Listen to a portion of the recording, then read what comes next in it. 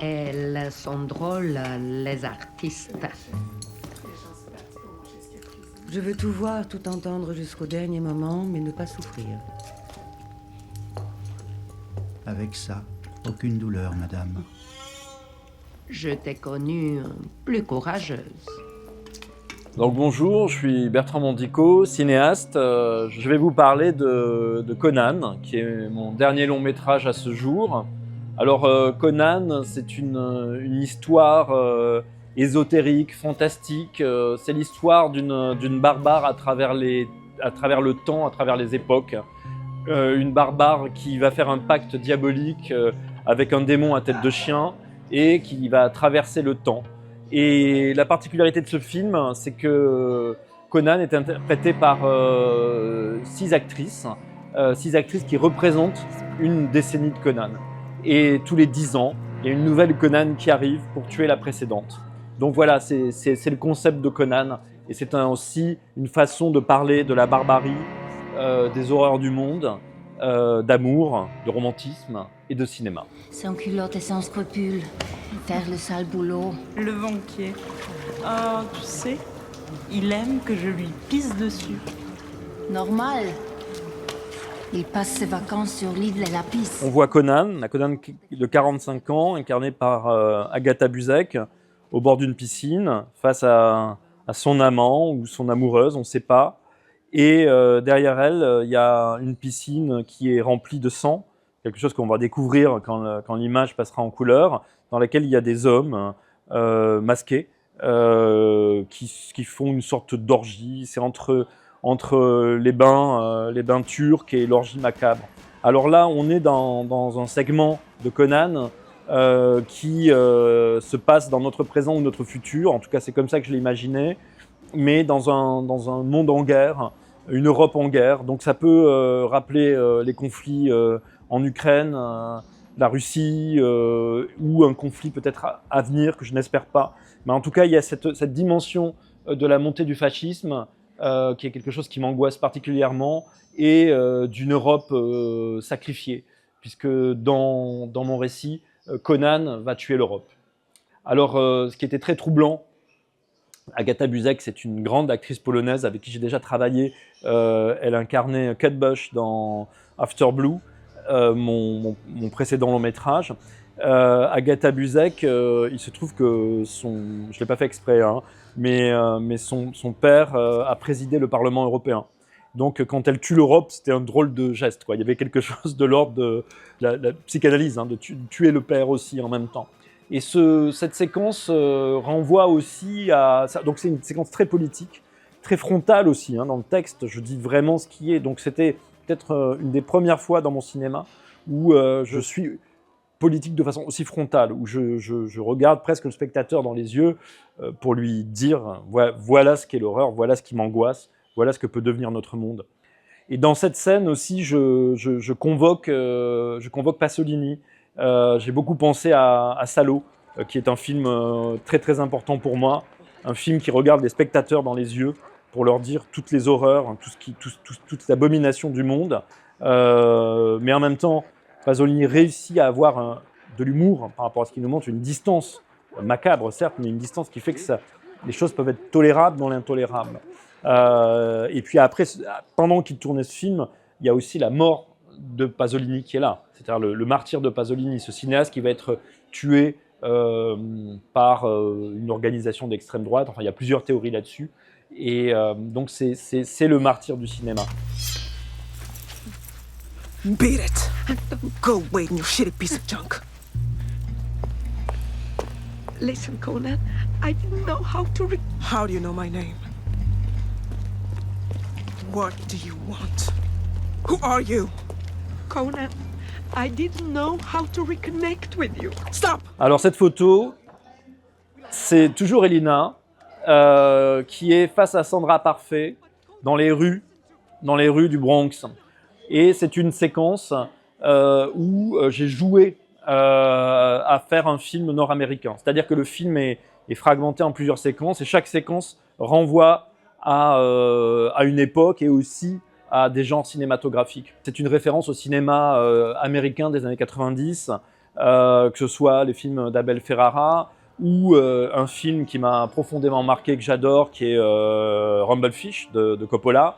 Donc j'avais en tête tous ces films-là, et c'est un film qu'on a tourné au Luxembourg, à 100%, dans une ancienne usine de sidérurgie.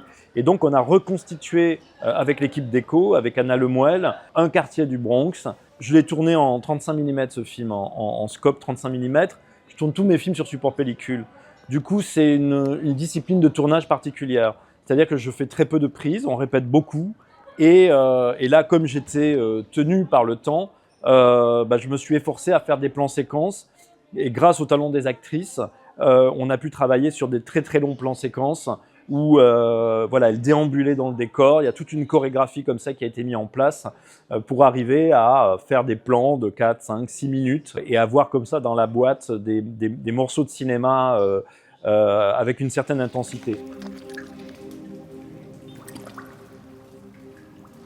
C'était plus fort que moi, vous savez. J'étais la main vengeresse de l'enfer. Et l'enfer me remercia à sa façon. Là, j'ai choisi une photo qui est très abstraite. Cette photo, elle est en couleur. C'est un photogramme du film. Donc le film est en noir et blanc avec des moments de couleur à l'intérieur. Et là, c'est un plan que j'ai tourné en aquarium. C'est-à-dire que je filme à travers un aquarium. Et puis il y a un point qui est comme un soleil, qui est un projecteur en réflexion. Si je choisis cette image, c'est parce que elle renvoie à ma première pratique. C'est-à-dire que moi, j'ai commencé en faisant des films d'animation. Ma formation, j'étais formé par les arts plastiques et à mes débuts, j'avais pas de caméra chez moi, donc je savais pas si j'étais légitime pour être cinéaste. Mon premier désir était d'être acteur ou actrice. Et alors, dans mes films de fiction, il y a des restes de ma première pratique de cinéma d'animation, et j'ai toujours des moments comme ça où je vais utiliser des plans extrêmement, des dispositifs qui rendent des plans extrêmement stylisés, extrêmement plastiques, pour raconter mes histoires. Alors ce plan-là, moi, il me renvoie au cinéma japonais, puisque je suis un grand amateur de cinéma japonais, en particulier le cinéma japonais des années 60-70, qui était un cinéma qui à la fois allier expérimentation formelle et également des grands récits très narratifs, très maîtrisés, avec des cinéastes fabuleux allant de Kurosawa à Terayama. Donc là, cette image, moi, elle m'évoque une image de Kaidan aussi, qui est un film que j'aime beaucoup et que j'ai convoqué en faisant ces coulées d'encre en aquarium.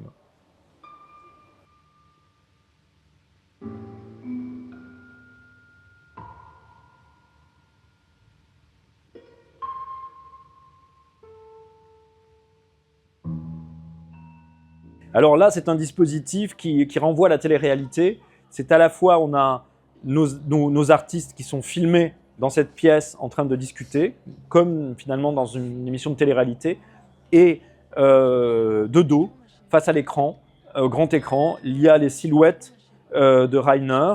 Donc ce sont des silhouettes et qui rappellent presque la silhouette d'un spectateur qui se serait levé pendant la séance. Donc ça, c'est quelque chose qui m'amusait beaucoup, jouer sur le trouble, quand le film est projeté en salle, d'avoir ces silhouettes-là.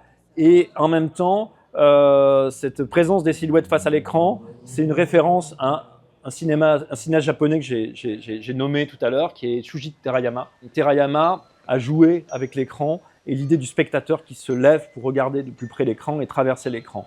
Donc il y avait à la fois la convocation de ce dispositif qui avait mis en place Terayama et la convocation d'un autre film que j'adore, qui est Sunset Boulevard de Billy Wilder. Donc Sunset Boulevard, c'est un film crépusculaire qui questionne le cinéma, qui questionne aussi que c'est que d'être une actrice fanée, périmée pour le système, avec Gloria Swanson qui vit dans sa grande maison et que plus personne ne veut faire tourner, mais qui est entourée de fétiches qui représentent en quelque sorte sa gloire. Et elle a à ses côtés un majordome amoureux qui est un ancien cinéaste joué par Eric von Stroheim, qui était lui-même un grand cinéaste devenu acteur parce que plus personne ne voulait le financer. Et donc là, Christophe Beer joue Octavia, qui est un ancien cinéaste devenu la servante de Conan. Alors, j'ai poussé la citation très très loin, puisque dans le film, dans mon film, j'ai demandé à Nathalie Richard d'avoir la gestuelle de Gloria Swanson quand Gloria Swanson regarde projeter l'image de sa jeunesse. Elle a un mouvement très très particulier de la main qui est très très emblématique, hein, qui était d'ailleurs la photo de la couverture du premier numéro des Cahiers du cinéma. Et donc j'ai demandé de reproduire ce geste. Nathalie Richard, c'est une actrice comme Elina, avec qui je travaille depuis de longues années. Elle a un parcours très différent. Nathalie est d'origine allemande, mais elle est française. Et elle a fait ses débuts comme danseuse. Et très vite, très vite et très jeune, elle a joué dans des films d'auteurs français, et en particulier dans les films de Jacques Rivette. Alors Jacques Rivette est un cinéaste qui m'est très très cher. Ce que j'aime chez Rivette, c'est que c'est par rapport à tous les cinéastes de la nouvelle vague, c'est le cinéaste qui a su le mieux magnifier la femme, l'actrice, sans arrière-pensée sexuelle.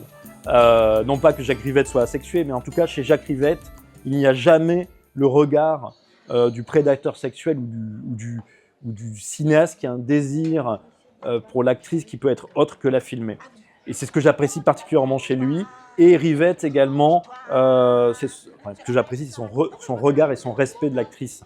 Et ce que j'apprécie aussi, c'est que Rivette est quelqu'un qui joue avec le genre. Et donc il va convoquer le cinéma fantastique, le film d'aventure. Il joue avec les actrices aussi. Il les laisse improviser, créer leurs personnages, des personnages qui ne sont pas du tout stéréotypés. Il joue avec le temps, hein, puisque le tempo dans les films de Rivette est très très particulier. Hein. On est presque en temps direct. Et il joue aussi avec le théâtre et la théâtralité. Donc voilà, Nathalie, c'est à la fois Rivette et toute sa filmographie, mais voilà tout ce que m'évoque cette photo et tout ce que peut me faire dire cette photo.